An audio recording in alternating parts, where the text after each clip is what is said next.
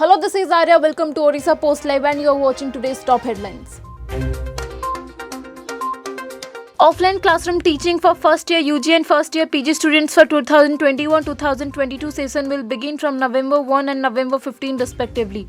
Hostel facilities will also be made available for students. COVID protocols will be strictly followed, Odisha Higher Education Department said today.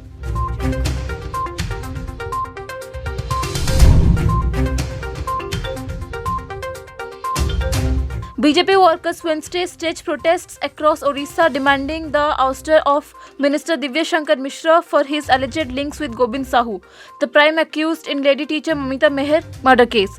BJP Yuva Morcha members gherao the Balasore SP office demanding expulsion of the minister. The party has also been demanding a CBI probe into the incident.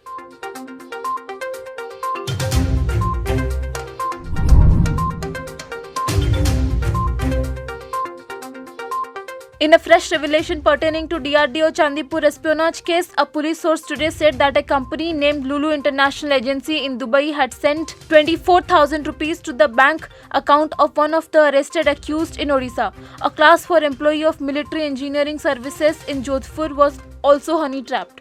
Rajasthan CID is working with Odisha Crime Branch in this case.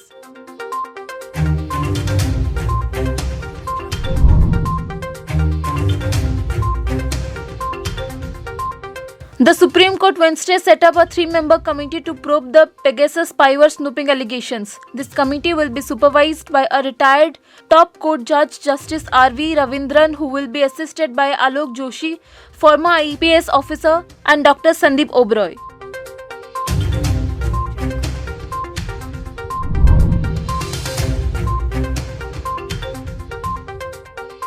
Continuing the war against NCP Zonal Director Sameer Wankhede, NCP leader Nawab Malik Wednesday accused the officer of links with the international drug mafia.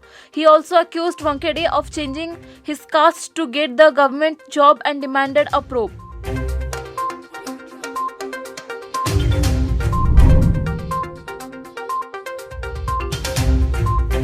Former Pakistan pacer Waqar Younis Wednesday tendered an apology for the controversial remark he made after the Babar Azam led side defeated India by 10 wickets in the ICC T20 World Cup game October 24. He was slammed by former Indian cricketers and commentators for saying opener Mohammad Rizwan offering namaz in front of Hindus was very special to him.